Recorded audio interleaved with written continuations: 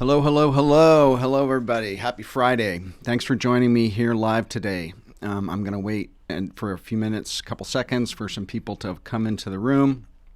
And while we're doing that, I also am just checking my YouTube feed to make sure I am coming through, and I am. So I'm going to close that window. And I hope you all are doing well. I mean, this COVID thing is throwing the whole world for the loop, right? So I know that things are not business as usual.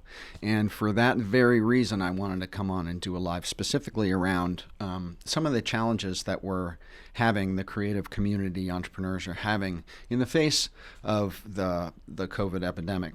And so welcome to John and Peter. Peter, great to see you. Shabazz, Noura, Jose, Sultan, Motion Master Templates. Great to see you. And so I'm going to be taking some questions today, but it's going to probably be just slightly later in the live. Okay.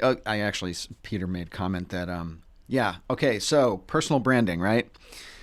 I have had for 4 years a very kind of dramatic mustache on all of my YouTube videos. It had gotten very long. I started to trim it back, and then I got a wild hair, right? You're in your house too often, too long, and you just start changing stuff. My wife's already arranged the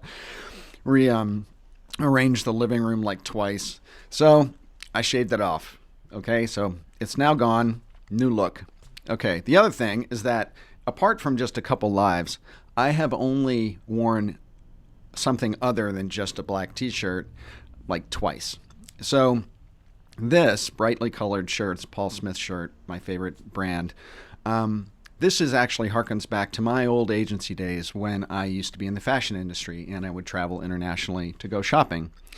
And one of the things I would do to treat myself for that very hard work of flying around the world and shopping was to buy myself a really high quality patterned shirt. And so I was known when I was a creative director for having brightly patterned shirts, and that's what I wore all the time. That, jeans, sport coat, it was like the art director uniform, right?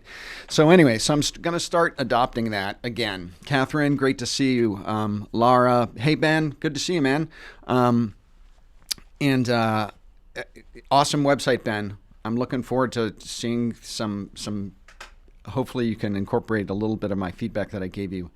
And so, Parinya, welcome to you. Christina's World, hey, welcome. Thank you all for joining me today. So just a little bit of change in look, but you're going to see more of that in my videos, obviously, because my mustache is gone, but also in the other content that I'm doing, and trying to be not as strict about the look that I established as a personal brand. We all got to change, right? There's always a bit of evolution. Even Coca-Cola changes their logo, right?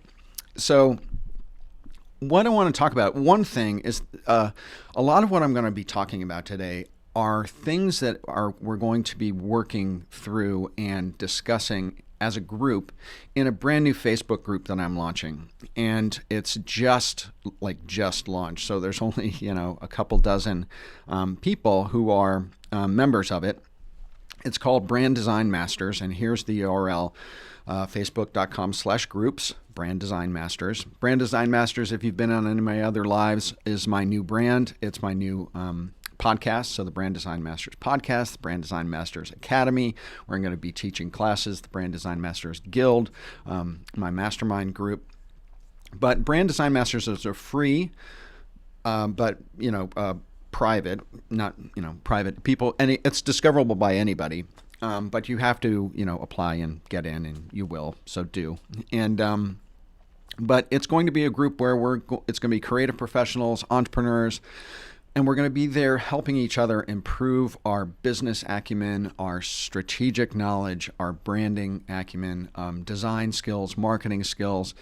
And you will be able to get direct access to me for feedback for what's going on in your business, and also direct access to a lot of the incredibly talented people that follow me and watch my lives and interact with me through my newsletter and stuff like that.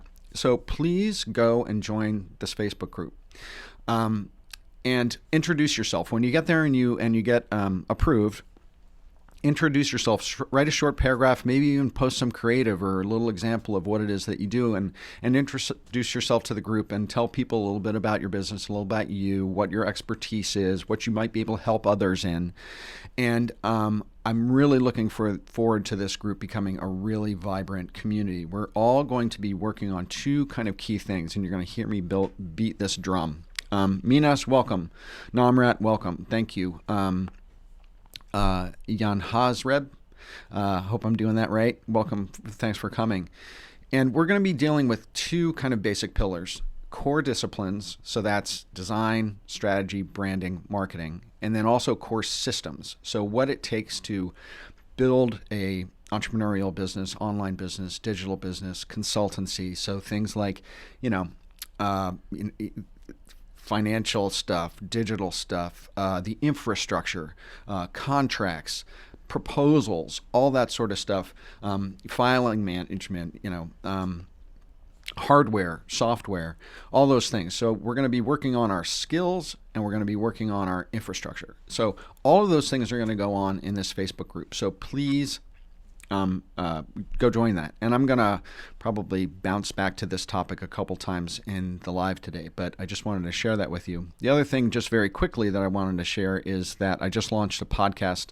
It's called the Brand Design Masters Podcast. It's available on iTunes and Spotify and just, everywhere else, Pandora, that you can get podcasts. So definitely check that out. It's searchable. I'm publishing in seasons, so I've just finished season 1, which is a lot of interviews and stuff that I've done on my YouTube channel and a couple solo episodes, and I am actively editing season 2 right now, and so that should be starting to flow out pretty soon as well. So check out the Brand Design Masters podcast. And I also have to do like a little camera thing because I love doing this. There is the other camera. So that's my Canon 80D over there in the corner. But this is the really cool thing that I just learned that Ecamm Live does. And that is split screen. How cool is that? I just love that. You go like straight on, you get profile, same time. How awesome. How awesome that is. So Burger Lee, welcome. Brayonia, welcome. Justin. I'm so glad to see all you guys here. Growing Design, just applied. Cool. And I can't approve it right now, but I'm going to be actively approving everybody and really getting in there this weekend. So please join. You're getting in on the ground floor. You'll be able to be there to welcome everybody else who's going to be coming in. And it's going to be awesome. I'm also going to share some content and some files and some kind of like value added stuff that no one else is going to be getting, that isn't available anywhere else. So it's going to be the only place where you can get this. Joelle, welcome. Gabrielle, welcome. Viraya, yeah, I hope that's it. So that's it. Okay, so let's move on. Let's talk just a little bit about, what the hell is going on right now. Okay, so a lot of creative professionals and entrepreneurs, have been laid off. They've been furloughed. They're living in limbo. Either that or they've tried to transition very quickly to getting some clients. And I basically call it being a sudden solopreneur. It's like, the checks might have stopped from your agency or your company, or you might have had your salary cut back. You might be losing clients and losing jobs. You might be having clients trying to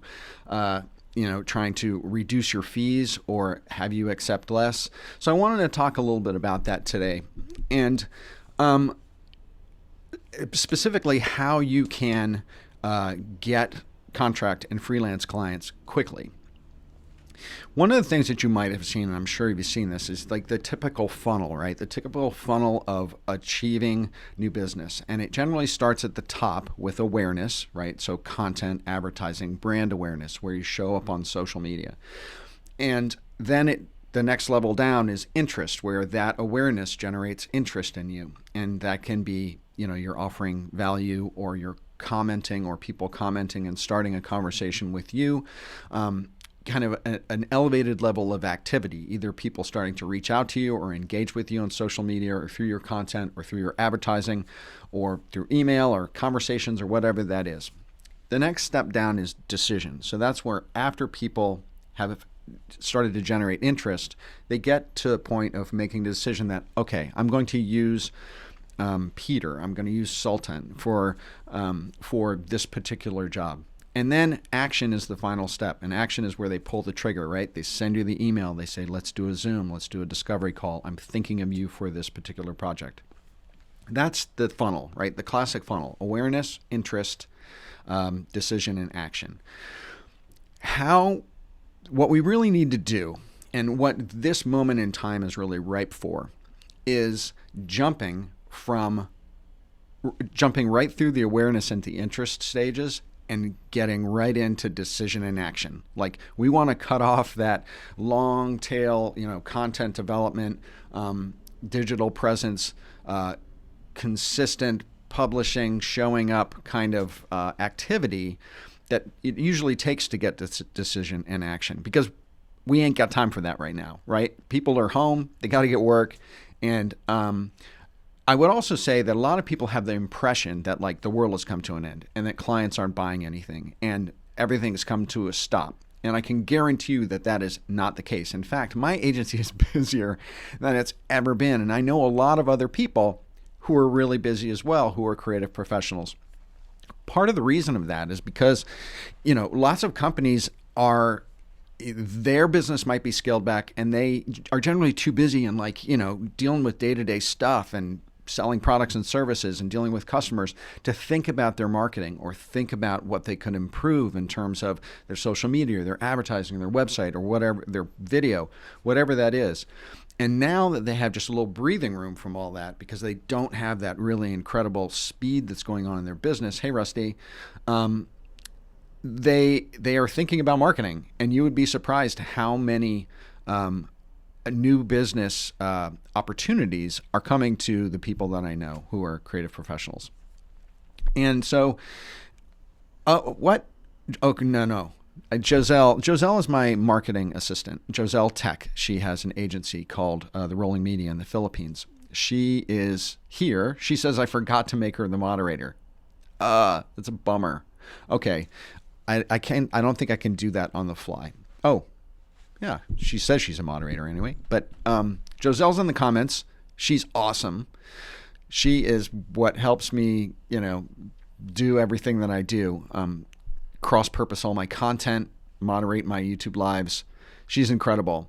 And she found me through YouTube. You guys probably know that story. I'll do a live on that story at one point, because it's a perfect example of how you interact and engage with somebody, and to your own benefit through social media. So Joselle is here today, and she'll be kind of gathering questions that if you have questions, make sure that you type the word question. Here, I'm going to put this up on the screen. Type question in all caps before your question. And Joselle's going to be capturing those things and then saving them and feeding out them to me when we get to the Q&A part of this. So please do that.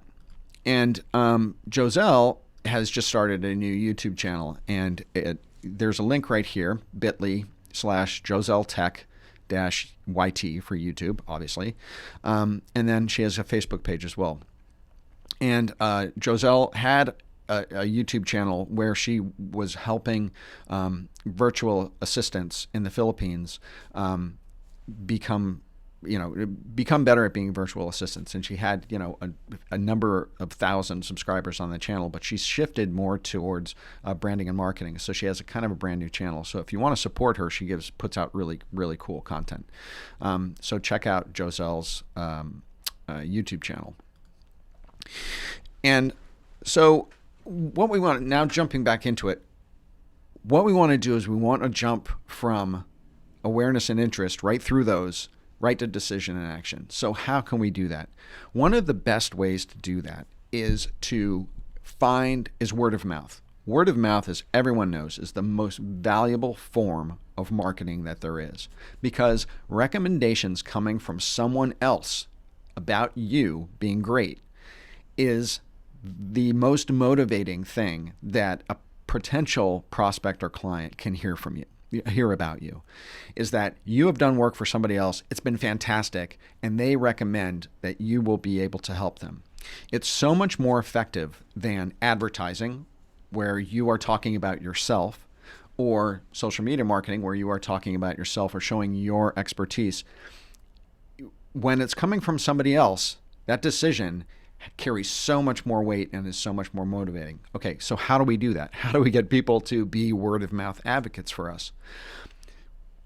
The way that you do it, is you ask them to. Okay, so how do we do that? On LinkedIn, you, I'm sure, have a number of old coworkers, colleagues, friends in the industry, professionals, vendors that you've done business with, any of your clients you've done work for. And Paulex, good to see you. One of my favorite dudes right there. You have people who have done business with you and have liked doing business with you, or they know you and they know how good you are. What you need to do is reach out to them on LinkedIn. Just shoot them a quick little DM. And I'm going to talk a little bit about what's been changing about LinkedIn too. That's going to make this easier for you to get over that hump of reaching out to people. Is that, and you reach out and you say, look, things are lean. I'm really looking for some work. Is there any way that you could reach out to a few of your connections and recommend me for what I do? X, motion design, video, graphic design. And shoot out, and you can supply them with a little blurb that they can just copy and paste into the email that they send. Because if you ask people to recommend you, they have to do work, right? They have to write the sentence. They have to figure out what to say about you. You can say, look, if you could just, I'm going to give you something that you can just cut and paste. And if you agree with it, great, send it out. I want to make it easy for you. So use this or tweak it if you want. But see if you can reach out to just a couple people. I would really appreciate it. And ask them. People want to help. This is and this is where the COVID world comes into play, is that we are in a moment of time where COVID-19 is the great equalizer. We are all at the same level now. The CEOs, the McDonald's employees, we have all come to this same level because this disease has made us all very human. And I'm starting to see that. Hey, Bruno. Nithin, welcome. I'm starting to see that on LinkedIn. I don't know if you guys have noticed that, but I've heard it from a lot of people too, and I've been seeing it, is that there's a level of softness and humanity coming out in posts in the feed on LinkedIn. There's also a much more heightened level of engagement and commentary and question asking, and also kind of like an openness of personal feelings and emotions on LinkedIn, which you don't usually see. And so what that indicates to me is that there has been a real mind shift in terms of LinkedIn right now. And so while you may, and a lot of creative pros and entrepreneurs have a hard time reaching out and being proactive and pinging people through DMs, because they think, no one wants to hear from me. No one wants to hear me sell. No one wants to help me. I'm an introvert. I can't deal. Well, this is a moment in time where more people are open to those types of direct personal messages than ever. And here is the in for you. Email them and just say, how are you? I've been thinking about you, and I wanted to make sure that you and your family were okay. Boom. It shows caring, it's personal, and it is a great opener to broadening the touch-base conversation, which is where you can ask for that recommendation. So trying to ask your network, your friends, your family, like I said, your own old clients, your coworkers. Mariana, welcome. Good to see you. Thanks for the question. I'm going to circle back to questions. They want to help. Here's the other part of it. In order to receive, you have to give. So that's another opener. You can say, hey, how are you? How's your family? I was wondering about how you were doing. Do you need any help with anything? Can I refer you to anybody? Are you looking for freelance work right now? Because I know a couple clients, a couple old clients who might need some social media marketing. They might need some Facebook ads. They might need their website zhuzhed up a little bit. And I'd love to refer you to them. Offer proactively to do that. I guarantee you, if you do that, they are going to offer it back. Or even if they say, no, I'm fine, everything's good, I'm really busy or whatever, I'm taking the time off, I'm relaxing with my family, I'm spending my whole time homeschooling my kids, whatever that is. And but you offer, and they will reciprocate. I guarantee you. So that is number one. LinkedIn, the vibe has changed. COVID-19 is the great leveler, and people are expecting everyone to engage more, and they are engaging more. I've received more DMs in LinkedIn from people just asking how I am than I have ever in the last 2 or 3 weeks. It's pretty amazing. Okay, here's another thing, and this is a recent example. When I was coaching, I mentored Joselle, my administrative help, my marketing assistant. And I mentor her, but she also works for me. So it's kind of a symbiotic relationship. Anyway, I was in a mentoring call with Joselle, and I asked her if she'd ever gone live. And she said no. And I was like, oh my God, you absolutely have to go live. We're going to go live on Instagram right now. It was at the end of the call. So I said, okay, we're going to get off this call. I'm going to go on Instagram. You're going to go on Instagram. I'm going to bring you on live, and we're going to talk about that blog post that you were just telling me about. And I'm going to interview you about it. So I did that. We went on Instagram Live. We, broke the ice of Joselle being nervous about going live. And we had a lot of fun. I don't interact on Instagram like a massive amount. So, I don't know how many followers. I don't know. But, there were 10 people there, and they cycled through over a period of 30 minutes, and maybe, 50 or 100 people watched it over that period of time. But here's the thing. About 4 hours after that, I got pinged by a guy in Istanbul who's got a product company. He said, I've been watching your YouTube videos. By chance, I just caught you on Instagram Live. And I thought, this is the guy I got to talk to about this new product launch that I'm doing, this new brand launch that I'm doing. So he reached out to me, and lo and behold, in like 24 hours, I had a new consulting client. That is how being transparent, going live, being present and available on social media works. It got me a client totally out of the blue. And he's going to be an awesome client because he's got a great company, and the products he's launching is amazing, and I'm like super stoked about it. So anyway, so that and a lot of other topics are what we're going to be talking about when Brand Design Masters on YouTube gets on Facebook gets really kind of ramping up. So for anyone who wasn't here at the very beginning of the live, I'm launching a new Facebook group, Brand Design Masters, part of my larger Brand Design Masters empire. And please go there, apply.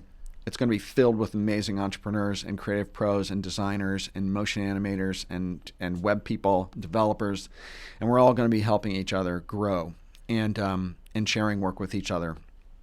And so please go do that. And if you like these lives and you like, the interaction with me, the direct interaction, able to ask questions, able to, kind of engage, this is the place, this Facebook group.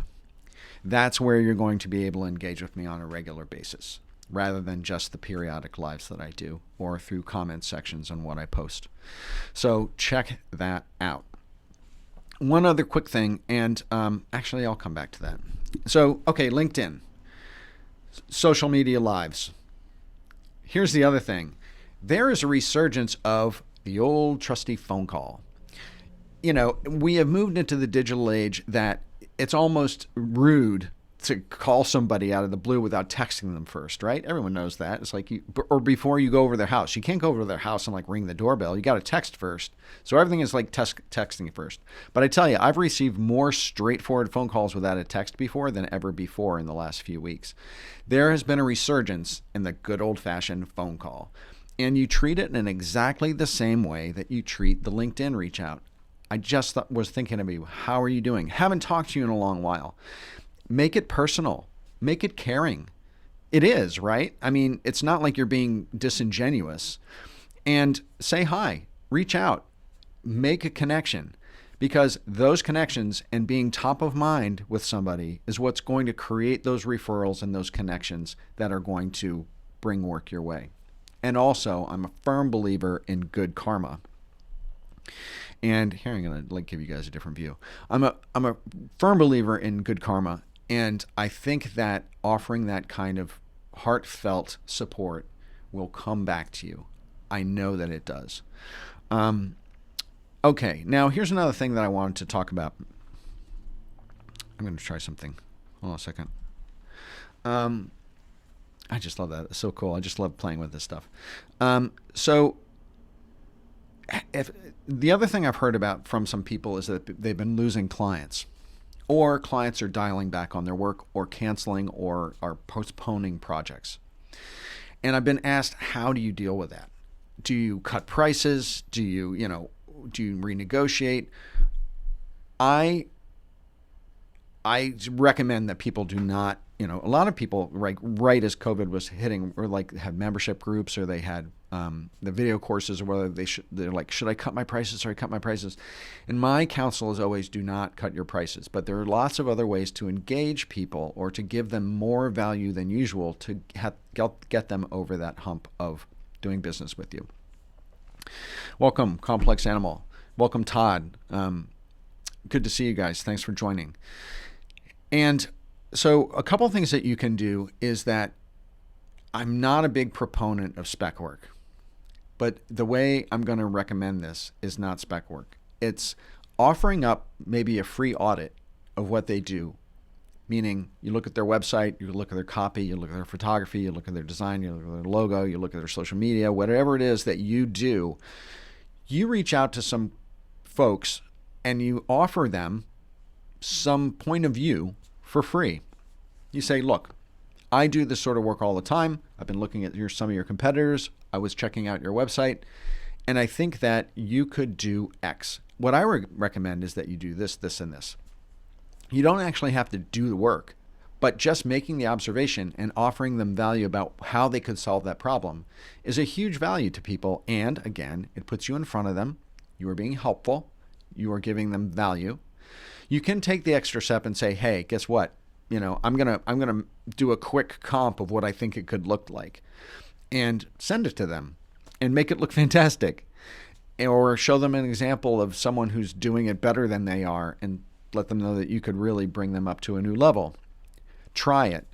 That sort of proactive giving is what will continue to feed your pipeline and build goodwill and build good relationships with possibly new clients while this is going on. Offering value. It could be, value that is of no real billable level to you, like a consultation or an idea or a suggestion, or it could be something that you usually charge for. Because there is this subliminal, what I like to call subliminal reciprocity, that comes with doing that. When people want to return it, they want to help you out. They will remember you when it comes time. Okay, here's the other thing. This is another idea, is that if people are cutting back on projects, and Peter just said, yes, now is the time to be generous. Absolutely. It is the time to be generous. And a lot of people say, no one wants to be pitched at right now, right? No one wants anyone selling to them. If you are coming to it with the idea of being helpful, of being truly helpful to people, honestly, sincerely, authentically, they will see that. And you can't be shy about it. And the world has to keep turning, right? The economy has to keep going. Look at it in the fact that you're trying to keep the wheels of the world turning, right? If everyone just says, I can't sell, I can't do anything, we should all just go to sleep, then the economy is truly going to crash. We, as the people who are most well equipped to provide value and services and products digitally, we should do that. We should keep it going. Here's the other thing, is that because a lot of those businesses have the time and have the focus on improving and making their marketing and their presences better, you got to be Johnny on the spot and take advantage of that, because now is the time a lot of people are doing that, right? Okay. Something else, and now, I'm going to I'm going to move into one other kind of aspect of something I wanted to talk about. And I'm going to throw this up on the screen one more time with another little pitch. Join the Brand Design Masters Facebook group. I'm just launching it. It's going to be awesome. You're going to have direct access to me. You're going to have direct access to all the people who are in this chat feed right now, everyone who follows me on YouTube, thousands of people that are on my email list. I'm going to push hard to get them all to join. Right now it's tiny, right? There's only a couple dozen people in there because I just launched it. But get in on the ground floor because it's going to be incredible. So check that out. Okay. Joselle Tech, who's my moderator, and she's my marketing assistant and part of the Verhal team, she just posted this great post that I thought was amazing, and I wanted to share some kind of key points in it with you. And so it's how can you stay productive if you have been furloughed, you've been laid off, you're working hard to kind of get freelance work, you're working hard to kind of keep things moving and stay sane, right? What do you do? What can you do to stay productive? And so I wanted to share like 8 things that you can do to stay productive. Number 1, take a course. I am an affiliate for and a great friend of Daniel Scott. Daniel Scott has a website called Bring Your Own Laptop, BYOL.me. And he is a certified Adobe trainer, a speaker at the Adobe Max conference every year. My wife, Beth, has just been studying Illustrator and graphic design to kind of shift industries. And she's been taking a lot of his video courses and is just blown away by how amazing they are. Hey, Tanya, how are you? And Mariana, welcome. And so this is an affiliate link, byol.me/Philip. His course, it's a subscription model. It's usually, I think, $25 a month, but right now it's $12 a month, which is insane because he has so many courses in just about every application that you can imagine, and you can up-level your skills and really start to kill it for $12 a month, which is insane. I mean, it's like really insane. And you think about there, if you have access to his entire library of training, and he's always updating it. So when Adobe Creative Suite comes out with a new thing or a new tool or a new tweak, he does a new video about it. So he's always like totally Johnny on the spot with that stuff. So, and he's a super nice guy. He's got an Australian accent because he's from Australia. He lives in Ireland, but he's nice. It's a nice sound to listen to. Plus he's like super talented. So check out Bring Your Own Laptop courses. Yes, I get a very slight affiliate fee for you're going through my link, so I'd really appreciate it if you would. But he's incredible. Take a course, all right? How to stay productive. Upgrade your website. One of the things about creative professionals and design agencies is that we always neglect ourselves. We always neglect, we spend all our time doing branding websites and portfolios and design and videos for other people. And a lot of times our websites get old, they get creaky, our case studies aren't up to date, our portfolio isn't up to date. Take this time to do that. Go through all your recent client work, get that portfolio stuff buffed up, cleaned up, make it look pretty, put it on your website. Because the other thing is that Google, as you know, Google will elevate in search any website that is constantly being updated, which is one of the most important reasons to blog, but also just to tweak your website regularly. Because if Google sees that a website has been neglected or it has been updated in a while, and Google sees everything, as you know, it will downgrade that website in search. So the more active you make your website, that it's a vibrant, changing, evolving website, Google will elevate you in search. So that's a whole nother reason to update your portfolio. That's 2, update your website, take a course. 3, clean out your files. I don't know about you. I'm a super organized person, but I tell you, my digital file organization life has gotten really out of hand. And also, having a marketing assistant in the Philippines makes it doubly complicated because we have to have things on 2 different Dropboxes and all sorts of stuff. And that's another thing that we're going to be talking about in terms of course systems when in the Facebook group, in the Brand Design Masters Facebook group, is we're going to be talking about things like what's the best folder structure to like set up a new client in? How do you keep track of all these crazy files that you have to deal with? Everything from contracts to legal to signed proposals to presentations to, support images and assets that are linked to files, all that sort of stuff. Take some time to clean up your digital life. Okay, number 4, do a brand audit. I'm always talking about doing brand audits of other people, of clients, of industries, whatever, so you can generate work and interest in what you do. You need to do a brand audit of yourself. You need to look at your website with fresh eyes. You need to look at your social media accounts, your Instagram feed, your Facebook feed, your LinkedIn feed, and really try to be critical of it. Say, look, is my branding consistent? Are my colors consistent? Am I using the same fonts? And is my design layout consistent? Or am I, posting in the right tone of voice? Is the imagery that I'm posting motivating? Am I curating the best content? Take a moment and audit yourself. Are you updating your website? Has it gotten creaky and mothballed, right?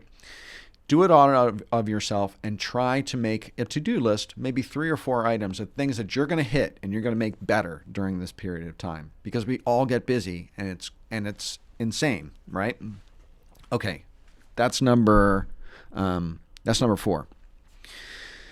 The next one is new systems, and this is again in the kind of core systems idea. Do you have a scheduling app? Do you use Calendly?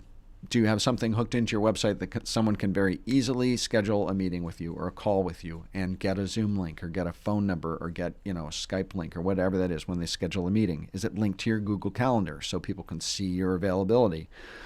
Do you use FreshBooks? Do you QuickBooks? Do you use Xero? Do you have financial software that is making your financial life easier and more efficient and more organized?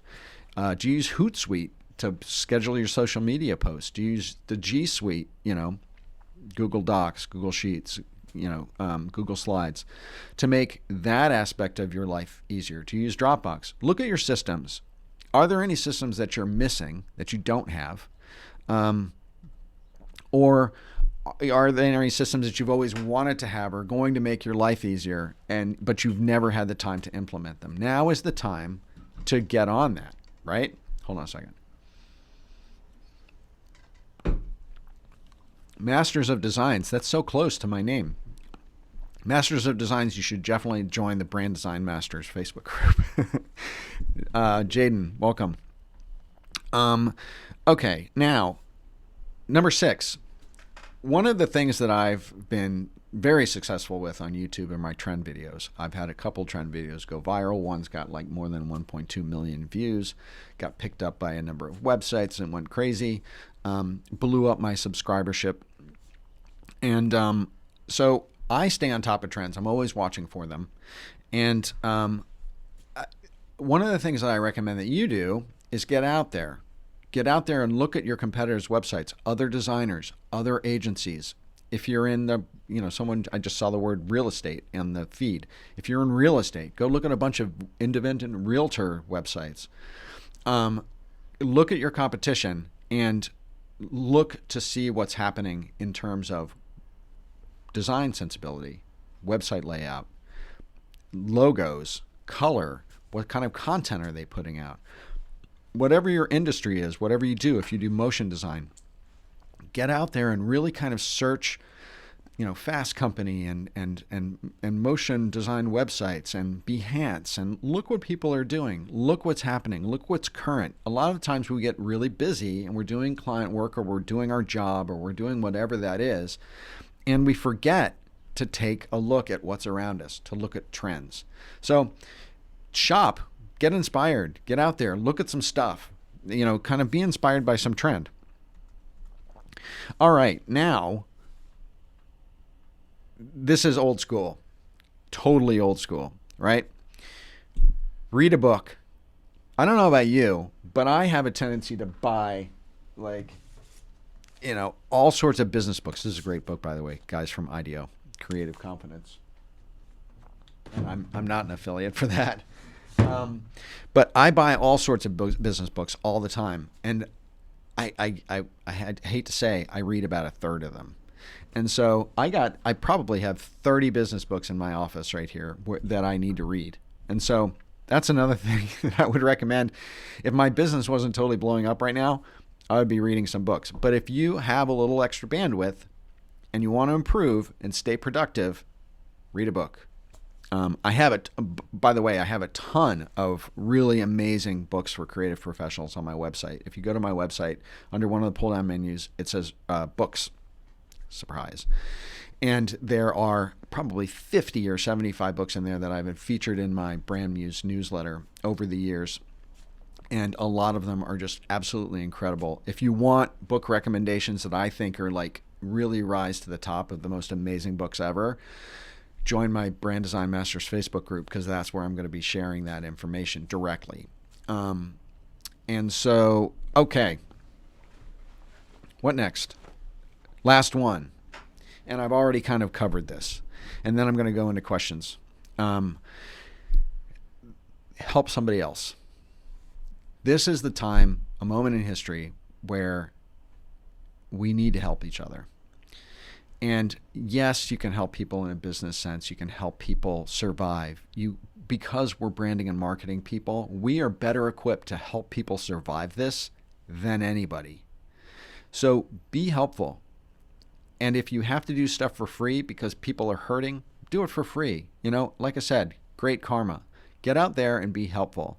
It could be helping someone, giving suggestions about how to rewrite their website, or, how to, title their YouTube videos better, or how to, use better, keyword tags, whatever that is.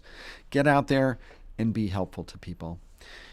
That is going to make you feel good. It's going to make them feel good, and it's going to make the world a better place.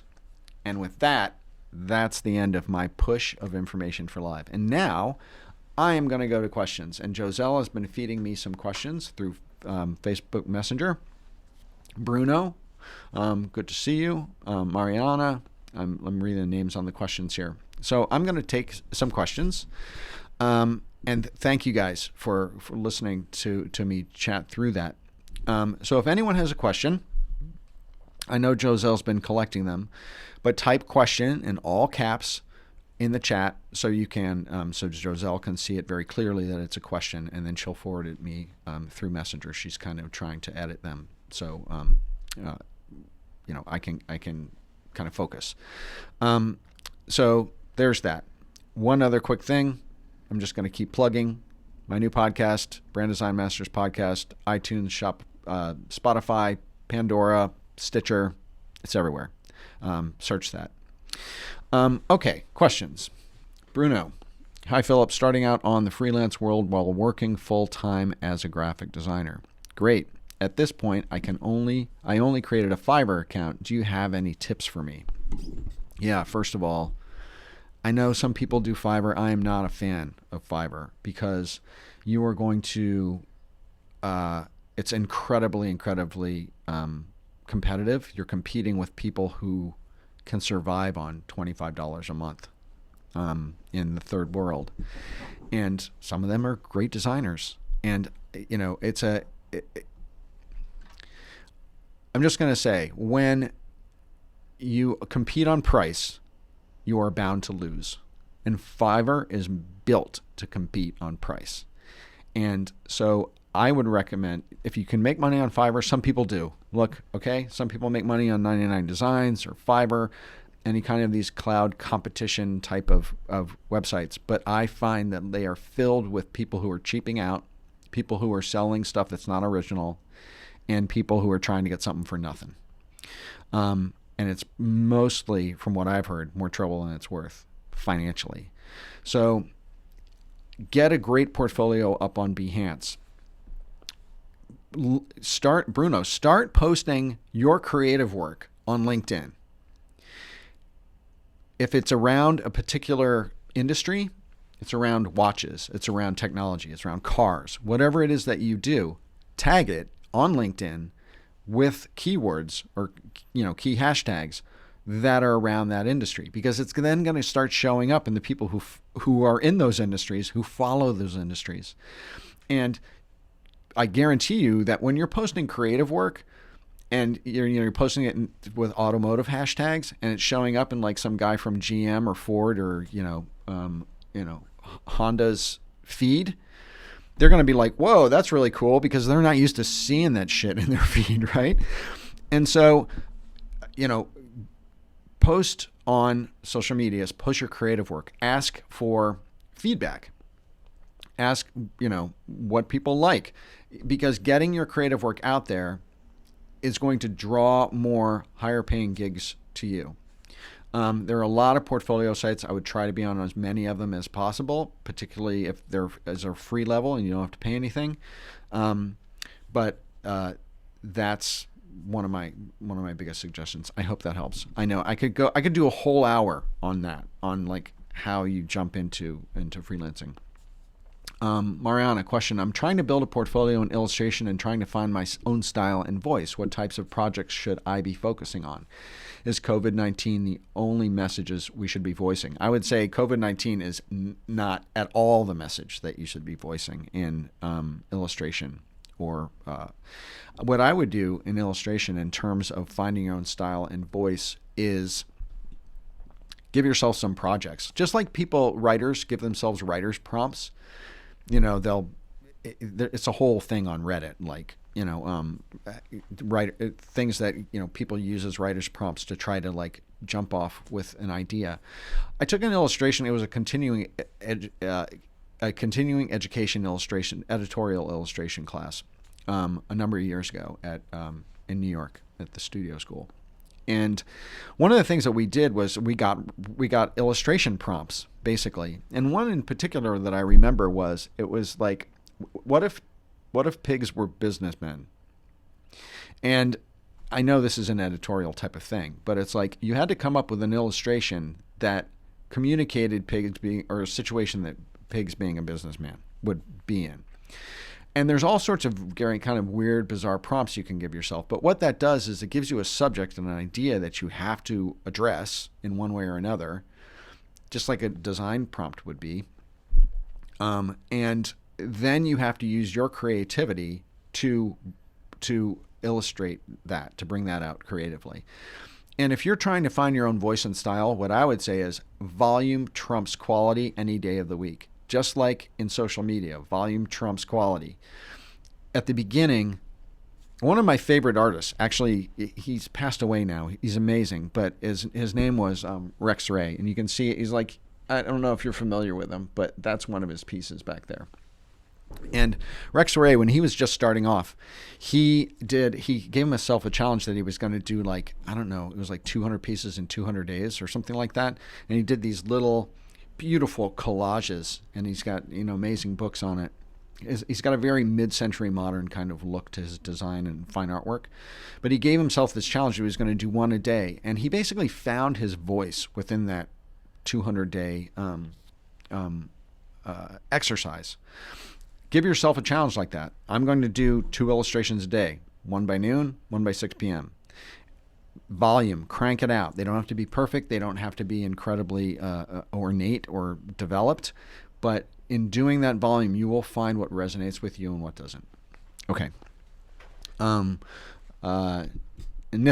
Soman, question. I'm a packaging and branding designer. I'm looking for clients in food and beverage now. Do you have any tips? Yes, I've done a ton of work in food and beverages, if anyone's looked at my portfolio.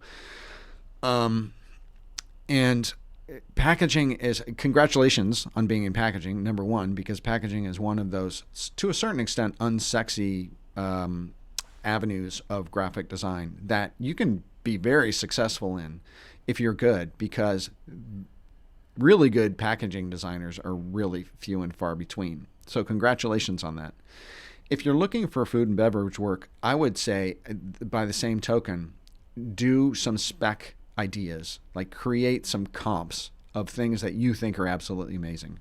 Redesign some stuff. Redesign the Pepsi can. Redesign Stouffer's frozen food. Redesign Snapple. And then, use some very easy 3D modeling software. Photoshop does it now. And create some mock-ups. And then post them. Post them on Behance. Post them on social media. Post them on, and then tag them by the company that you're redesigning. Because it's going to show up in everybody's feed who follows that company. And on LinkedIn, it's going to show up as a creative piece in what is usually not a super creative feed for people who are there for business, and put a whole lot of, and one of the things I've done in my portfolio, I'm sorry, it's like total brain fart, but when I posted my food and beverage work in my portfolio, I generally posted our concept work and not the finished product. And the reason is because a lot of times the concept work was a lot better than what the client finally ended up with, or what, after going through tons of, user research and focus groups and all that crap, we ended up with on the shelf. The concept work, as you know, when you do packaging, you can do like crazy cool shit, right?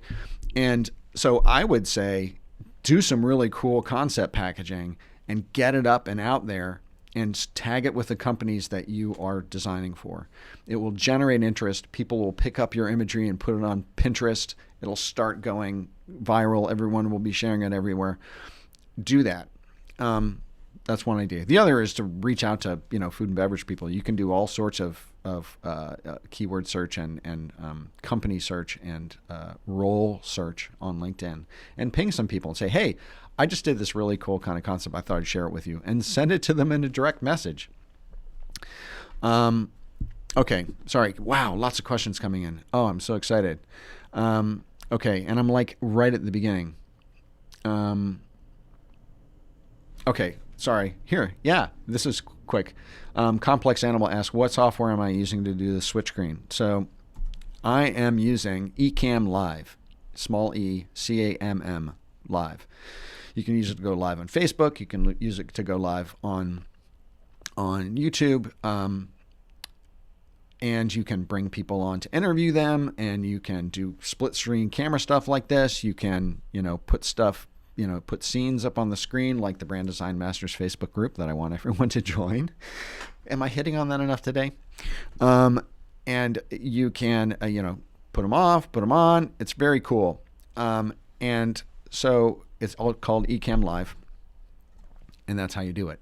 And I have my Canon 80D DSLR over there on a tripod, which is connected by USB, and the software reads both my Logitech webcam and also my DSLR over there. So that's a quick question. I like questions that I can answer in like a minute. I know, Jaden, this question came in really early. I saw when it was a while back. So what do you think about the real estate business? Will that get any better after this pandemic is over? Absolutely. People got to live places. And I tell you what, when the pandemic is over, real estate is going to blow the F up, because people are going to want to get the hell out of the house that they just spent 6 months in. And the other thing is that there's going to be this pent up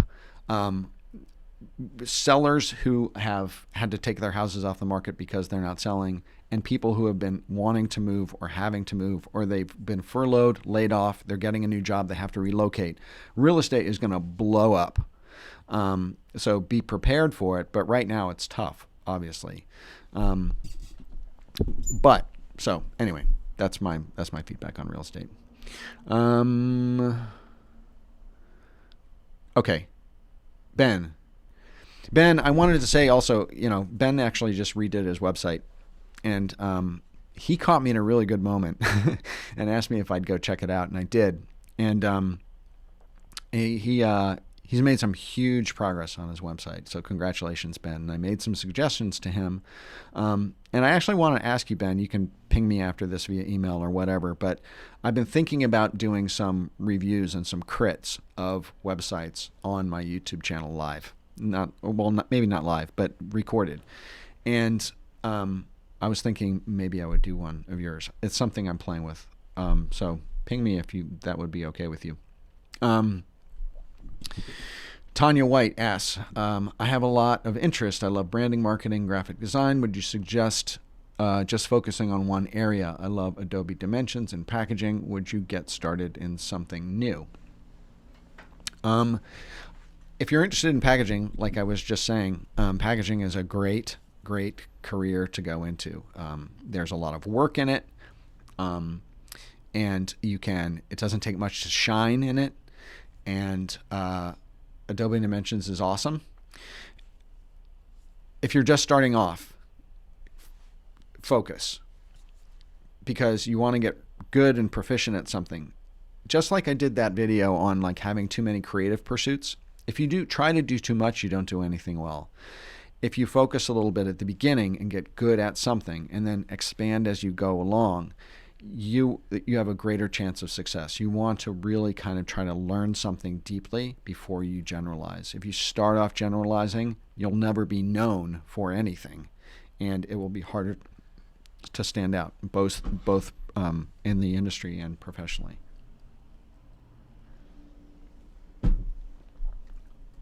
Okay. Masters of Designs asked me, Philip, how do you pick your clients? Do you only work with people who you like? Yes, I only work with people who I like. As everyone knows, I'm no spring chicken, right? I had a 25 plus year career on big agency, big corporate. I have worked with, P&G, Coca-Cola, PepsiCo, GE, Safeway, huge clients, right? And I had a great career, very successful. When I went off on my own, the one thing I said to myself was, I am only going to work with people that I like and help brands that I think that I can really help. And so that is my decision-making criteria. I want to work on projects that I think that I can really help them make a difference. And that's also why I work with small to medium-sized companies now, anything from 0 to $100 million companies, because you can really move the needle with them, and you can do it more quickly than you can the larger Fortune 500. So yes, I only work with people that I like. So if I have a personality conflict or I get a bad vibe or it's kind of sandpapery thing, I just walk away.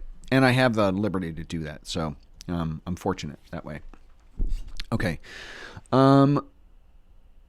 But Masters of Design, be really honest with your gut. It's really difficult to make the decision around being hungry and needing work and wanting the money and knowing in your heart that maybe this isn't the best fit. Listen to your gut. Don't listen to your wallet.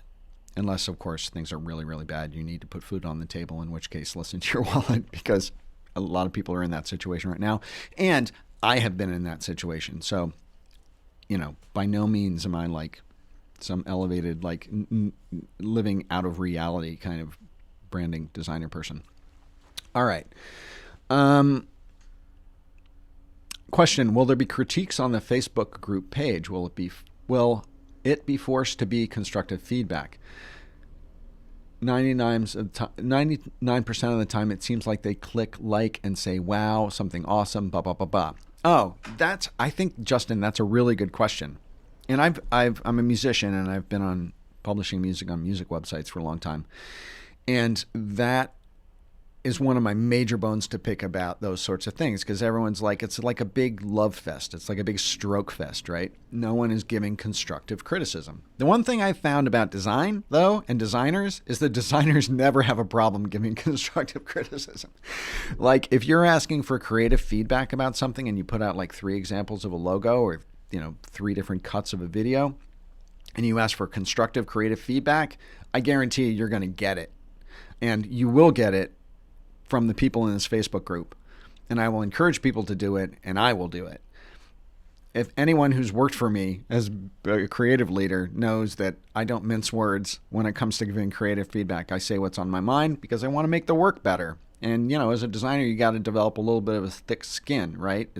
We can't just produce little precious babies, because they're not. It's work.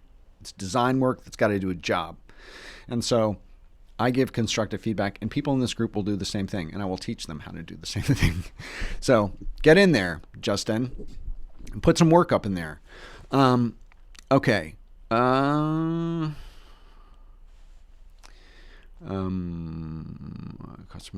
Okay. Sultan said, I'm working on branding. A customer wanted a permanent contract. I need your advice. Sultan, be a little more specific. They wanted a permanent contract. Does that mean that they want you on retainer? They want to pay you a specific amount of money per month or per week and keep you going like that? If so, retainers are awesome. You just want to make sure that there's very specific limitations on how many hours or percentage of your time you're going to be working for them, because retainers can be very unprofitable. Retainers can be incredibly profitable. If you mean a permanent contract as far as terms and conditions of how you're working with them, every freelance job that you do should have a contract. And that's another thing I'm going to go into in the Brand Design Masters Facebook group, because contracts and agreements and proposals and things like that are one of the things that designers are not very good at, and they can get totally screwed on them. And I've got a lot of experience with it. And I can give you some feedback on how to make sure that you protect yourself and you protect your clients and making them happy, but making sure that it doesn't end up badly. So clarify if you can. Burger Lee, I work as a full-time designer. Being so busy, how should I keep growing my network for future freelance career? I have not much time for extra clients or doing something for people now. Okay, that's okay. If you're working as a full-time designer and you're so busy, and I totally get that, right? When I was full-time at agencies, I mean, I worked crazy hours, which is why I eventually burned out later in my career. Like insane hours. And that comes with the industry to a certain extent. But if you're trying to keep growing your network, here's the one thing that if there's one thing in my career that I wish I had known early on and practiced that would have been instrumental in improving my career, it would be this. Make friends with people that you work with and don't burn any bridges. I'm gonna swear here because there's a movie called The Decline of Western Civilization, the metal years, right? And Ozzy Osbourne, in his full alcoholic and drug glory, is being interviewed in a kitchen with his bathrobe on. And he says this great quote that I've always remembered, which is, you gotta be really careful who you fuck on the way up, because of the same people who gonna fuck you on the way down. Sorry about that. I just had to do that. And YouTube is probably going to flag this video now with its algorithm. But that story is really important because you want to make sure that you don't burn bridges on the way up. The one thing that I wish I had done, and I've said this in other lives, you want to stay in contact with all of your old coworkers and ping them periodically. Or if they have get-togethers of, old companies you've worked for or old groups, stay in touch with everyone who is in your department, other designers, people in other departments, client people, financial people, account people, strategy people. Connect with them on LinkedIn. Ping them once in a while just to say hello. Even if you just look at their feed and see what they're doing, then make a suggestion. Ping them and say, wow, I saw this post. I thought it was awesome. Stay in touch with people that you used to work with and see if you can get introduced by those people to other people.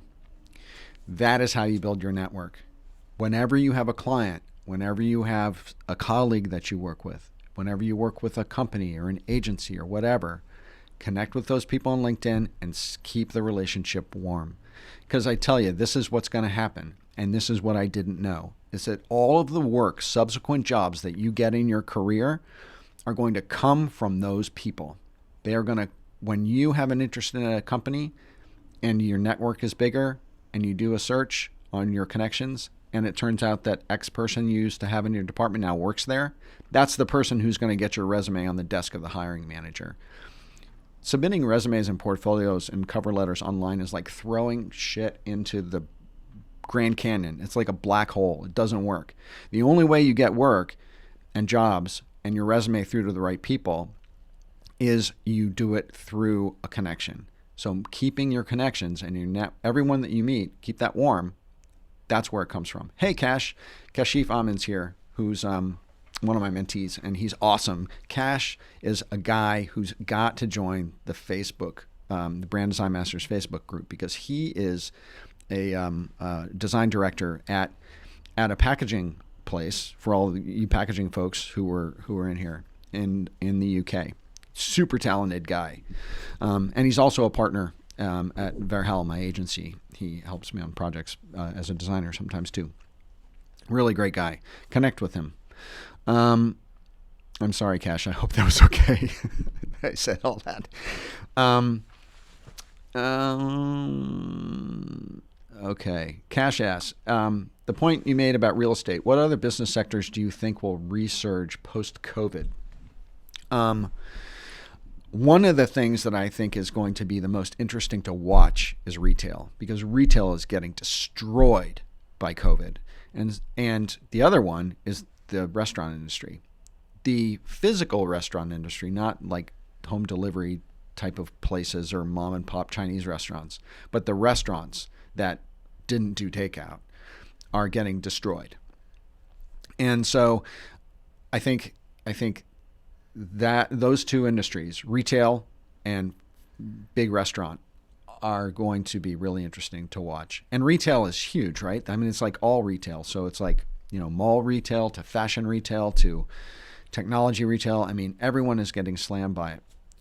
So those are two industries that I think are going to be really interesting to watch. And I think there's also going to be tremendous amount of opportunity in that, because there are going to be a lot of new retail places opening up once the world opens up, and restaurants opening up, and they all need logos, and they all need branding, and they all need menus, and they all need, in-restaurant experience work, environmental work, and marketing, and websites, and social media. They need all that. So anyway, there's going to be a huge amount of opportunity when this thing kind of, when the fog lifts. All right, oh my God, there's so many questions. I'm so excited. I've been on for an hour now. I'll probably go an hour and a half. I've got a meeting at noon, so I can't go. I would just keep going.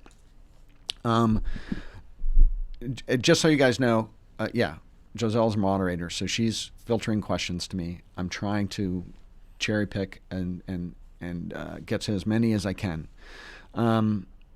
Okay, let me just take a quick peek here. What resources do you use to discover new technologies? Okay. I'm going to be launching a mastermind group. I don't know how many of you know about mastermind groups, but I had to mothball the one that I was launching, the Brand Design Masters Guild, because it kind of opened up right when COVID blew up, and it was bad timing. So I'm going to be relaunching that, and it's going to probably be in a couple months. But one of the ways that I've been in 3 or 4 mastermind groups. I'm currently in one, and the 12 o'clock appointment that I have to hit is actually the Friday meeting of my mastermind group. My mastermind group and the people in it are my feeder for new technology. They are all entrepreneurs, creative professionals, developers, and they are all working on personal brands, and they are all working on other people's brands. And they are the ones where I find out about all the new stuff. So I find out about new systems, new ways of working, new methodologies, new tools, new resources. I find it from my mastermind group mostly, and also from people like you and things like this. I also publish resources in my newsletter that comes out every 2 weeks or so. And a lot of people respond to me and send me resources that they think are cool, that they think I should feature in the newsletter. So that's also another way that I stay on top of resources. Wow, gosh, so many questions. Wallflower Power question: been out of work for a decade to start my family. Need ideas to fill a portfolio with sample work in graphic design. I was thinking of starting with ideas from your videos on trending work. Congratulations for rejoining the workforce. A decade is a long time. The thing about trends is, don't copy trends, use them as inspiration.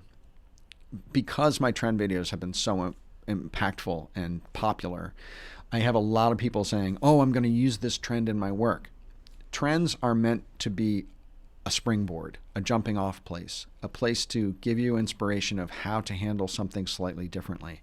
You don't want to follow trends. In the fashion industry, you follow trends. Like, you got to copy what the trend is, because that's what everyone's buying. But the thing about trends is, trends have a tendency to be a little more bleeding edge, innovative, scary to people who are actually buying creative work. So you can use them to create newness into your work, but you don't want to blindly follow them, because most of them are can be too edgy, unless you are doing like you're working in the music industry or like you're doing, design posters, or you work for the AIGA, trends are great. But a lot of times trends don't really show up in the working world the way they appear when I kind of pull together trend viewpoints. Hope that helps. But if you're just learning and you've been out of it for a decade and you need to buff up your technical skills, learning how to do those trends will force you to like use new tools, learn new things. And Daniel Scott, bringyourownlaptop.me/Philip. Daniel Scott's an Adobe certified trainer. He's got a website. It's $12 a month. It's insanely cheap. Maybe it's $15. I'm sorry. And you can learn Illustrator, Photoshop, InDesign. And here's the thing. It couldn't have been an easier setup. I feature Dan in a couple of my trend videos because he reached out to me after my first one went viral and said, hey, guess what? I'm using your trends for teaching people to use the software. So I've taken a couple of ideas around your trends and I'm teaching how to achieve those things. So I partnered up with him and now feature him and represent him as a great trainer because he teaches people how to kind of do some of the stuff that's in my trend presentations. And so he's super cheap. And if you were coming back to the industry, take a few courses. And Daniel's going to teach you how to use the software. He's a certified Adobe trainer, speaks at Adobe Max. He's no slouch. So check out Daniel's stuff. And use my affiliate link. I got a couple pennies from that. BYOL.me/Philip. Jan is here. I recognize Jan's avatar. That's awesome. You can click on people? Sorry. I got to go back. Okay. Sorry. My question feed has gotten totally out of control. All right. Okay. Guillermo asks, do you recommend social media like Instagram or Behance to find new clients over sites like Upwork and Freelancer? Yes. Guillermo, you probably weren't here at the very beginning, but I told a story about the fact that I went live with Joselle Tech, who's my moderator, and she had never been live before on Instagram, so I brought her on and interviewed her about a blog post that she'd recently done. And so I was interviewing her, and we were talking about this blog post and a bunch of other kind of branding type of stuff. And then like 3 hours later, I got pinged by a guy in Istanbul who's got a product development company who wants me to consult with him about the development of his new brand, naming, strategy, package design, the whole thing.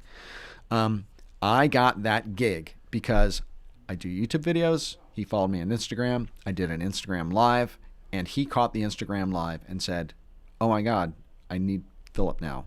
And so he reached out to me. So I got that gig because I went live on Instagram. So is it good to do social media and show up on social media to get clients? Absolutely. There's no question. I hate doing business development. The reason why I started my YouTube channel was to share everything I know with all of you guys, to share everything I've learned through a 25-year career of being a creative executive on the agency side and the client side, to help you make more money, build better businesses, help your clients, get promoted, all that stuff. But the side effect of that is I was also sharing a lot about branding strategy and marketing that is attractive to entrepreneurs and business people. And when they see my videos and they see I know what I'm talking about and they understand my experience, they come to me and that's where I get my clients. I get them through YouTube. I get them through my newsletter. I get them through LinkedIn. I get them through social media and the content I produce.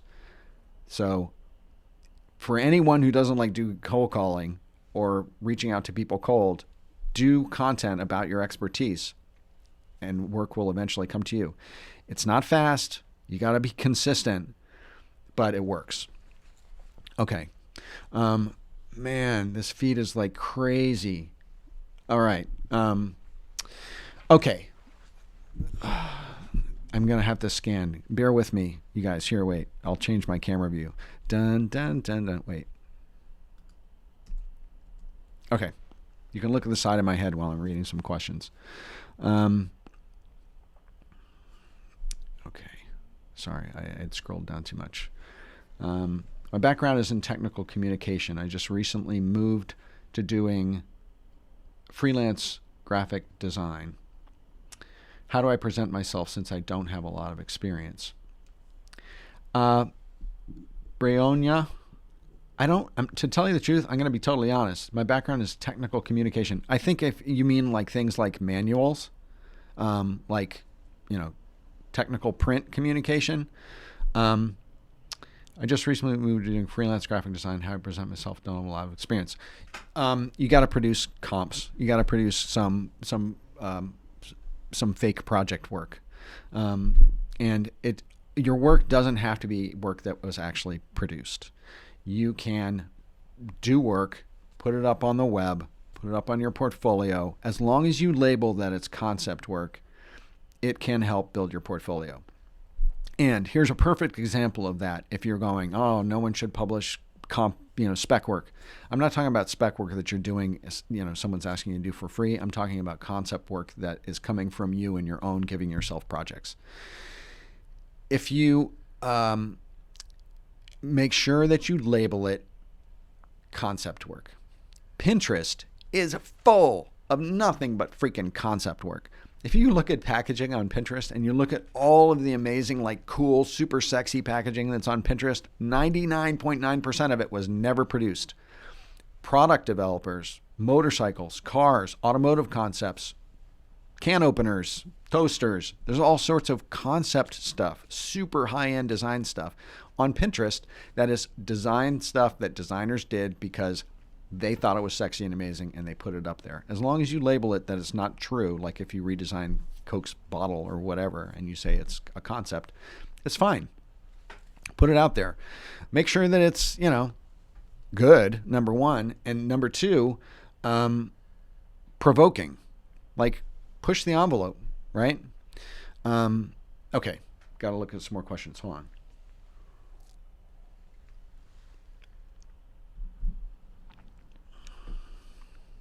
Do you have 3 core offers? Which one should you try to focus on, or how do you choose?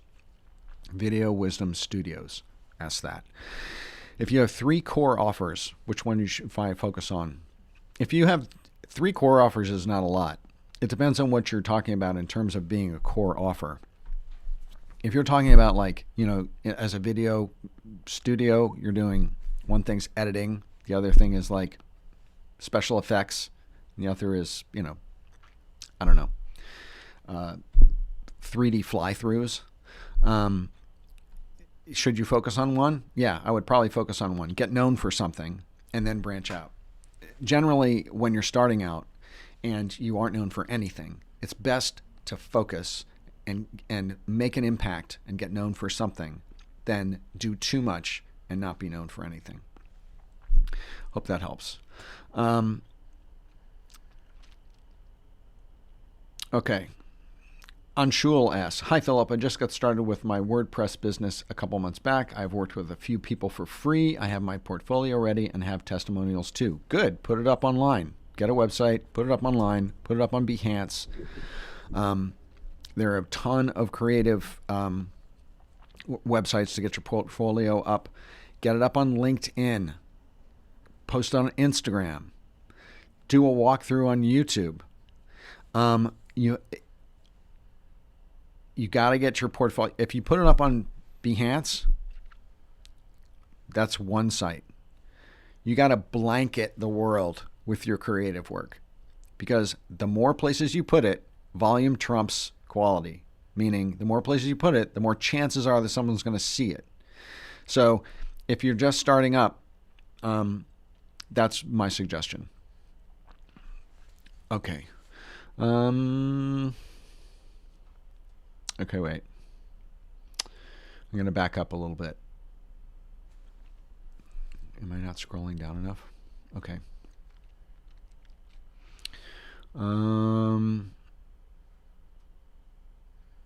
Okay, it's 11:20. Wow, time is flying. I'll probably be on for another like 10 minutes, maybe a little more. Do you believe the logic of design is not as powerful as the intuition of the designer? Do you believe the logic of design is not as powerful as the intuition of the designer? Masters of Designs, I don't know what that means. I'm really sorry. I don't know what that means. Okay. Oh, sorry. I was not keeping up on my feed here.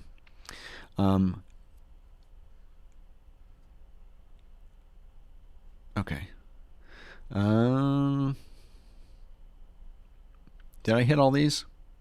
That's the question. Yeah, questions are slowing down. So did I hit everybody? If I didn't get your question, ask it again.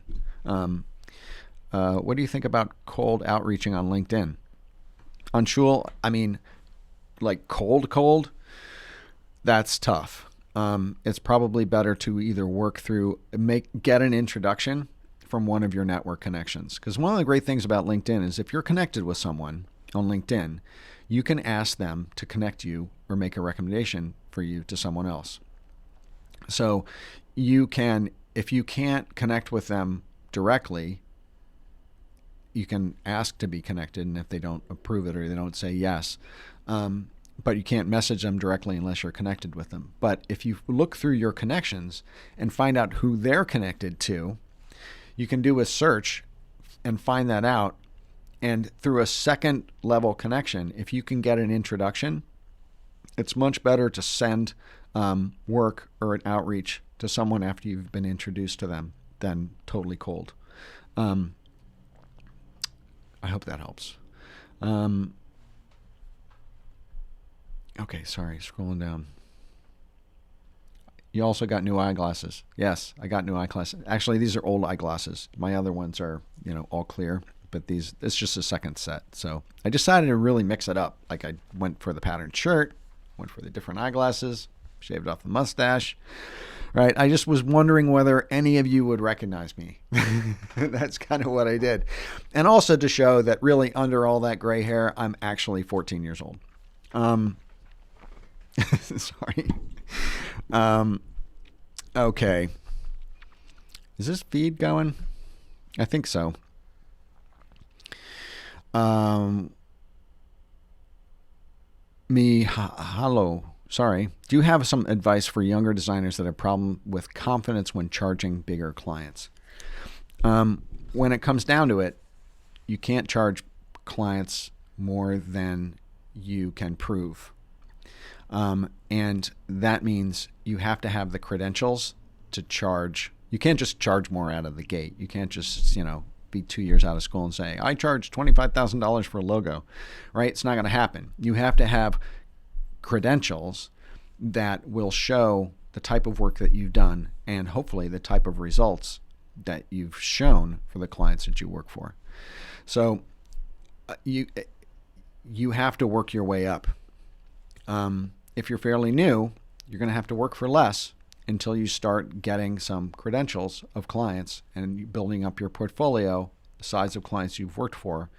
But the hardest thing to do is to show the ROI. So sorry, I think I'm over amping here a little bit. Sorry, getting really loud. I gotta tweak something. I might have been distorted. I'm sorry about if I've been distorted through that. I totally lost my train of thought. Sorry about that. I saw I was redlining and it freaked me out.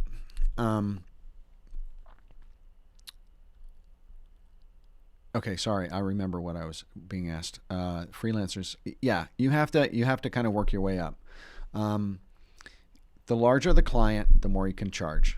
Even if you're just starting out, chances are you're not going to get jobs working for $50 million companies. If you do, you just got to make sure that you protect yourself. Because if you're doing, your logo prices should be correlate directly to the size and the revenue of the business. And I've done some videos about that. So if you about how to price logos. So go back into my YouTube or join the Facebook group, the Brand Design Masters Facebook group. Join that, and I'll address that. I'll send you the link to the video that I discussed that in. I think Giselle might have lost her connection or something. No, she's still there. 14 years old. Yeah, I know, right? Not quite. My background's in fashion design. Piposka. So is mine, right? And I've been working as a fashion designer, print designer. I used to manage CAD departments at a big Fortune 100 company for 4 years. I'm considering changing to graphics advertising. Would companies consider you? You just have to start doing it and developing a portfolio. If you have a portfolio of good-looking graphic design work, yes, you can get work and you can be considered. But you're going to have to start producing work and getting clients. But you can make that shift. I've known print designers who have made shifts to editorial illustration, to fine art, to as entrepreneurs, to putting their print designs on products and actually moving into product sales or their own companies. You can switch from one thing to something else. I mean, there's no hard and fast lines between creative professions. It's just going to take a evolutionary period of time. You're going to have to take some time to build up a portfolio of decent looking work and show that you can do the work. Here's the Piposka. Here's what I would recommend.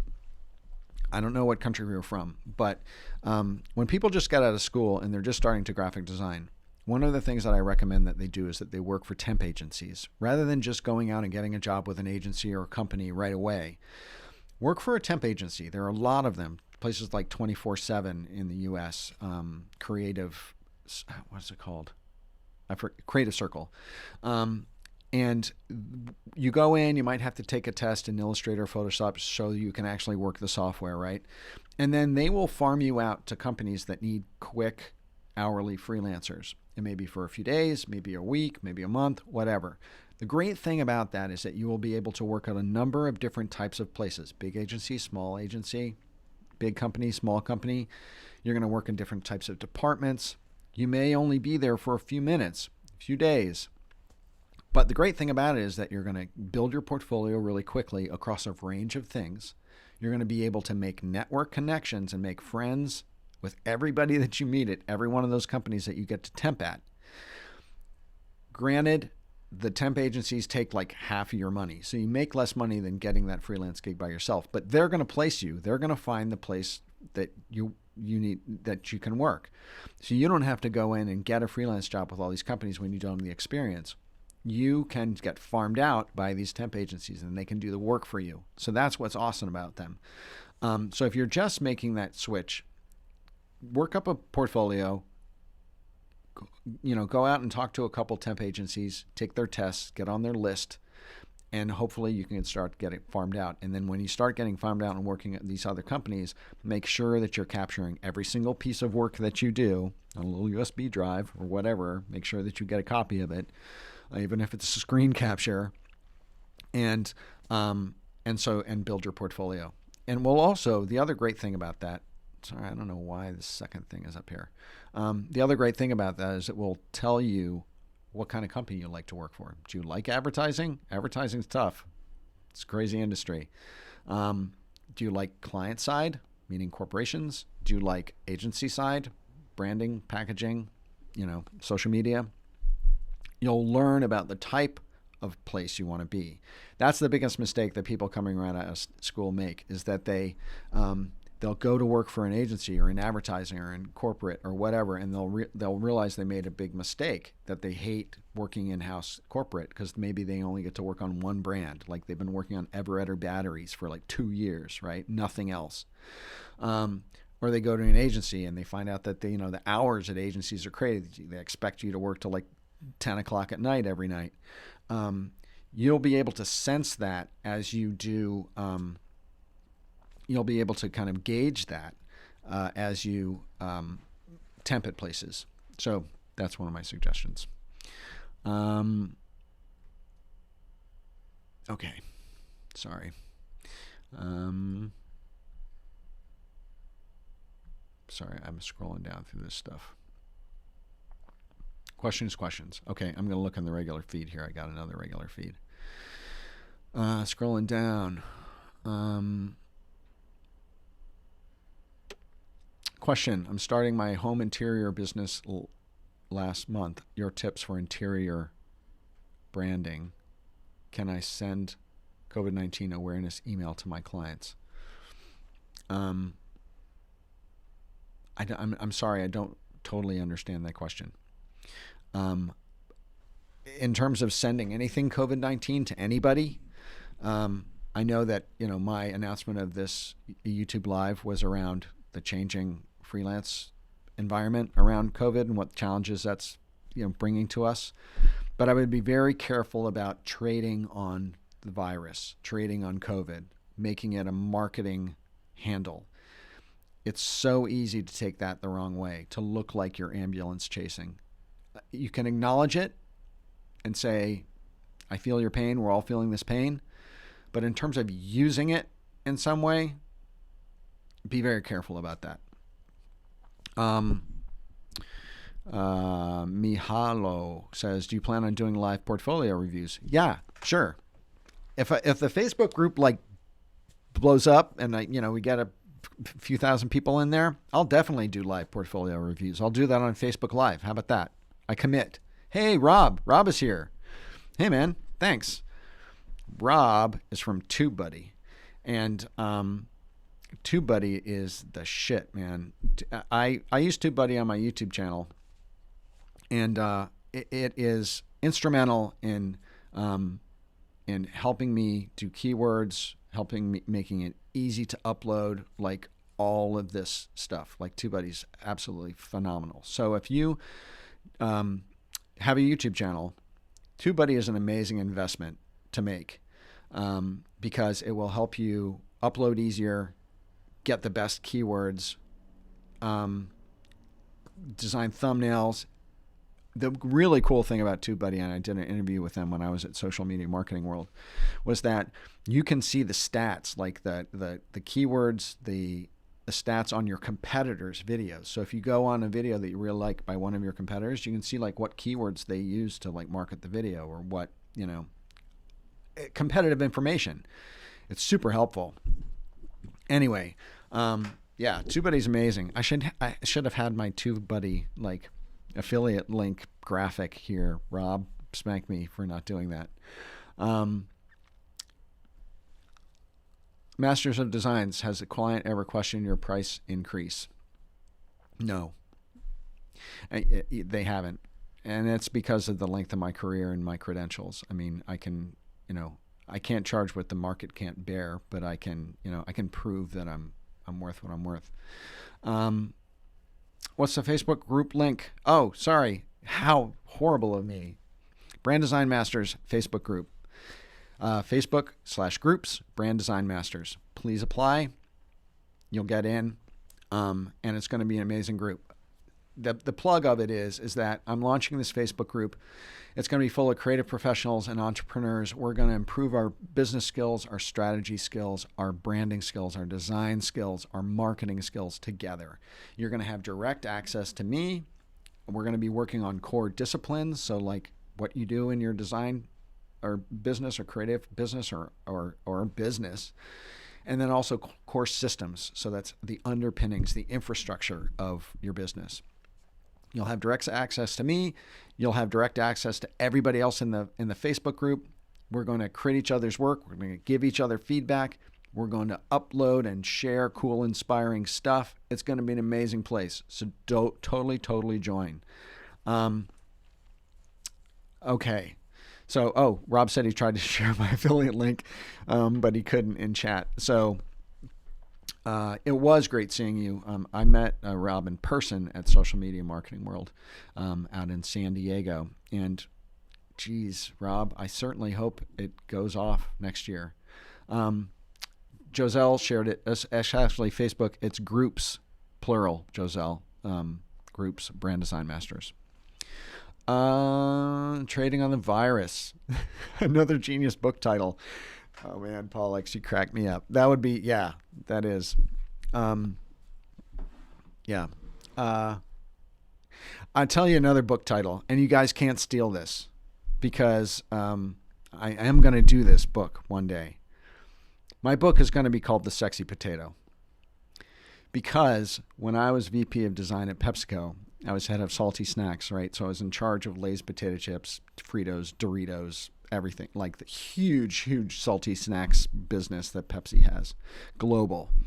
Fun fact, Lay's potato chips is the biggest food brand in the world by revenue. They're in like 50 countries.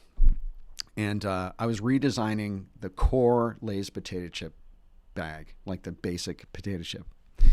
And we were photographing raw potatoes, right? So raw potatoes sliced up very thinly, right? Which is on the back of the pack. You can see it if you look on a Lay's potato chips bag. Anyway, we're photographing this potato. And one of the photographers and one of my marketing partners who was in the marketing department was like, we have to make the potato look really appetizing. This is a raw potato. We're talking a raw potato, right? We have to make the potato look appetizing. We have to make it look sexy. We really got to make that potato sexy.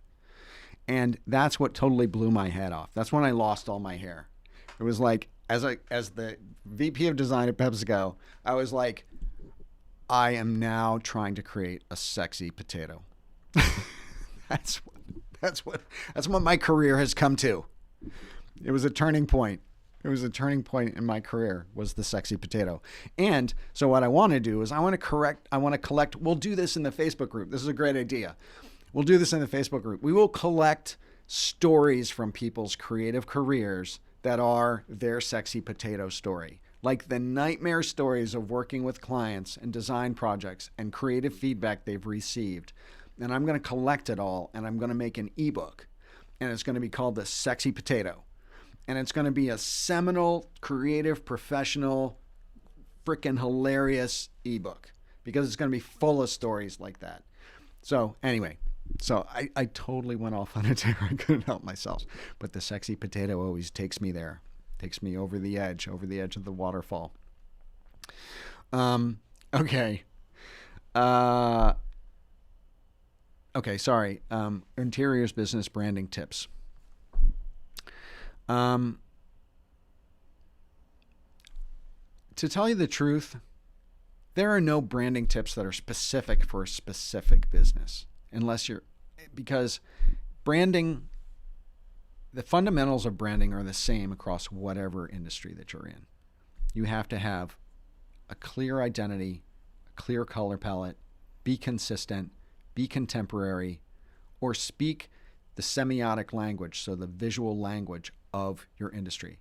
So if you are an interiors business that is super high contemporary, you better have a super high contemporary looking and feeling brand. And speak that way.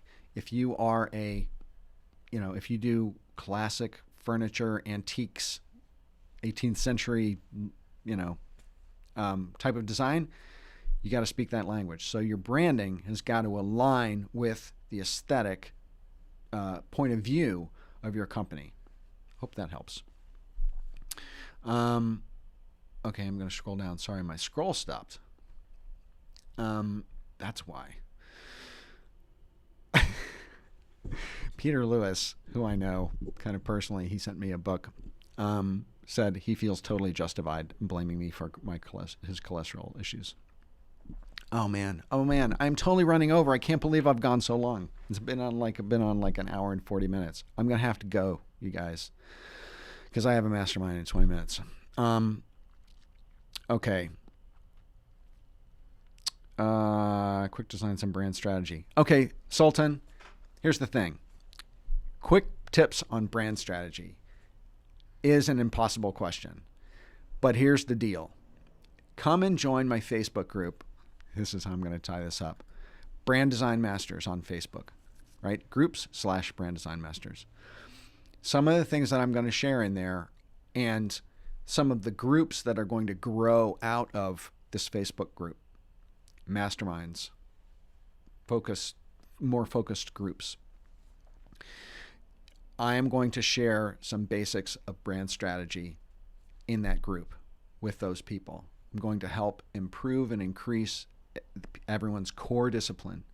One of the things about brand strategy, and I'm just going to end with this, is that design, and people have heard me say this, design is now a commodity. The globalization of design and the availability of creative work around the world has made design a commodity. It's very difficult to make a living in design these days. And therefore, you have to be able to offer and to become a more integral business partner to your clients. You have to deliver on a higher level if you can. And that is thinking, showing your, doing competitive audits, offering brand strategy and points of view, helping them communicate in their marketing, helping them utilize new technologies and new ways of advertising and marketing their business, and a whole host of other things. But that is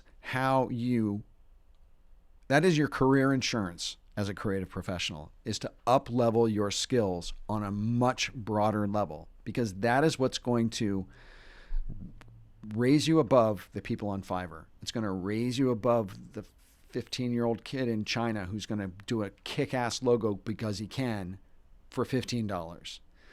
You have to understand the basics of business, strategy, communication, marketing. You have to up-level your skills in order to become a deeper business partner to your clients, no matter what kind of creative professional you are.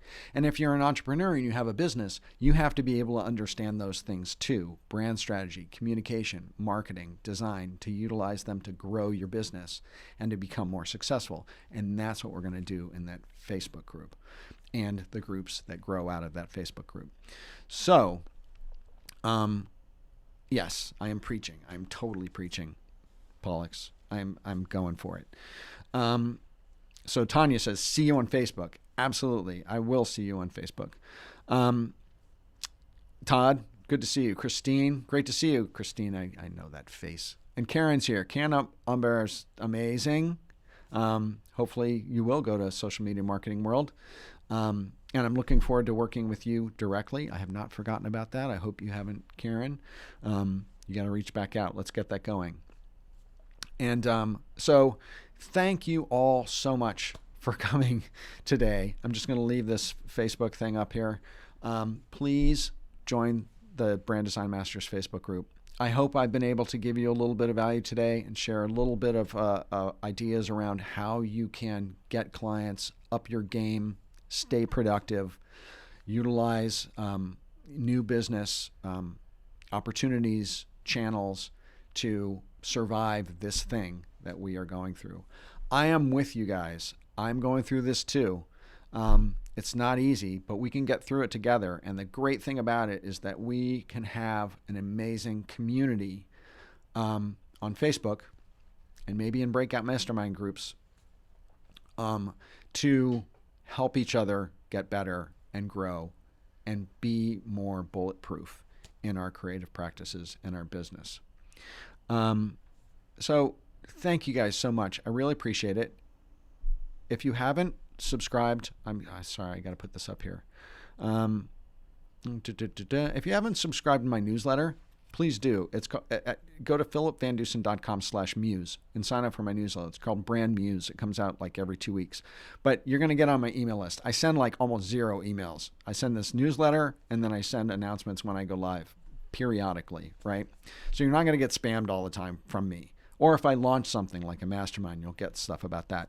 Join my email list, because if you're not on it, you're not going to hear about everything that I'm doing and what all the group is doing in Facebook and stuff like that. So please get on there. If you're not getting my emails, please check that out. I really appreciate it. And the other thing is that if you respond, you get the newsletter, you get an email from me, you respond to it, it's going to come to me or Joselle. It's going to come to us, and you can interact with me directly. And the other thing is on Facebook, you can interact with me directly, because I'm going to be in there critting, commenting, adding value, stirring the pot, getting you guys to help each other, because it's not just me. It's not just like all from Philip out, right? We are all incredibly talented and people, and we have a lot to offer each other.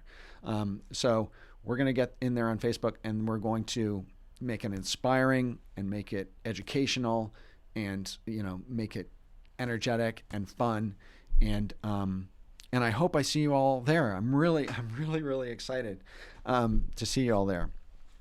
And it's Masters of Design says eating potatoes today. Masters of Design, if you don't have a sexy potato story, I'm going to be really surprised. So if you're not on my email list, which you probably are because I was going live, you send me your freaking sexy. Everybody here who's still left, 70 of you, send me your sexy potato story. All right? If you have a sexy potato story, send it to me, because we're going to publish it. Maybe we'll just publish it by Brand Design Masters. It won't be from Philip VanDusen or Verhel Brand Design or whatever as the author. It'll be Brand Design Masters will publish the sexy potato. That way I won't get pinged by like PepsiCo from dragging them through the dirt. Anyway, yeah. No one if anyone know, and any of you people who work at PepsiCo or know people who work at PepsiCo, don't tell the story to them. Please don't tell the story to them. No, it's fine. Don't worry about it. Mauro Porcini, who's the chief creative officer, is a good friend of mine, so he wouldn't mind. Okay, so thank you guys so much. It's been so cool hanging out with you today. I have had so much fun as usual. I always do. And as I said at the beginning of the year, I was going to try to get and go live more. And so I got really busy. I hate to say it, but COVID has like blown up my agency. Like I have a lot of work going on.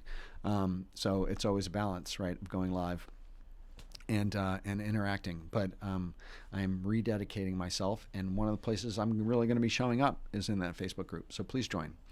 All right, Sultan's not going to tell anybody. Thank you.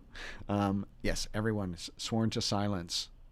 But send me. I know you guys have a sexy potato story. That nightmare client, that nightmare project, that one thing that you were like, oh my God, I don't know if I can deal with this anymore. That's the story I want to hear. Okay? All right. Thank you guys. It's been a pleasure. I'm honored that you took time out of your day to be here and to share and to ask questions. And I hope you all stay well. I want to thank Joselle Tech, my moderator and my marketing assistant, for being here and to forwarding me questions. And I'm going to put her thing up there one more time. So if you want to connect with Joselle, she has a YouTube channel, bit.ly, Joselle Tech, LY, and she also has a Facebook, The Rolling Media. She's got her own agency in the Philippines. Joselle is amazing. She's totally awesome. So connect with her, but join that Facebook group. All right. Deborah, Todd, Berger, Lady Liz, Christine, Viraya, I'm sorry, Paul X, Masters of Designs. You guys are awesome. Thank you so much. I want to see you here again the next time. And maybe I will dual stream to Facebook, or I might go live more often on Facebook than I go on YouTube. I'm not really sure yet. But this has been incredible. So Giselle says thanks. I say thanks. Be safe. Socially distance yourselves, folks. It's a cruel world right now. And it doesn't mean we have to be psychologically distant. We just have to be physically distant. We can use social media to stay connected, to build relationships, to build our businesses, to help others survive this thing. We are perfectly empowered to help our clients and help our coworkers and our colleagues survive this thing. We are perfectly capable of doing that. So care for each other, take care of your families, take care of yourselves, be really careful, and I want to see you back here next time we go live. So again, thank you so much. I really appreciate it. I'm honored to have you here, and I can't wait to see you in the Facebook group. Okay, I'm going to show that one more time. There it is. Brand design. I got to move this. Brand Design Masters Facebook group. Okay, groups/Brand Design Masters. Please come. I want to have to spend all the weekend approving people to get into the Facebook group. Okay, that's why I want to be on the couch with my laptop, distance from everybody with a mask on, approving one after another people joining the Facebook group. Okay, one last thing. Sorry, I gotta turn this off. Boom, boom, boom, boom, boom. One last thing. When you come into the Facebook group, please take a moment, write a paragraph, introduce yourself. I think you can put links in there. You could post a picture of something from your portfolio. Let people know who you are, where you're from, what your specialty is, how you can help others, because people want to know how you can help them. And then as everyone knows what their specialty is and what they're great at, then we can start getting to know each other and referring to each other and helping each other grow, right? Okay, with that, thanks again for watching. I will see you next time. Okay, bye.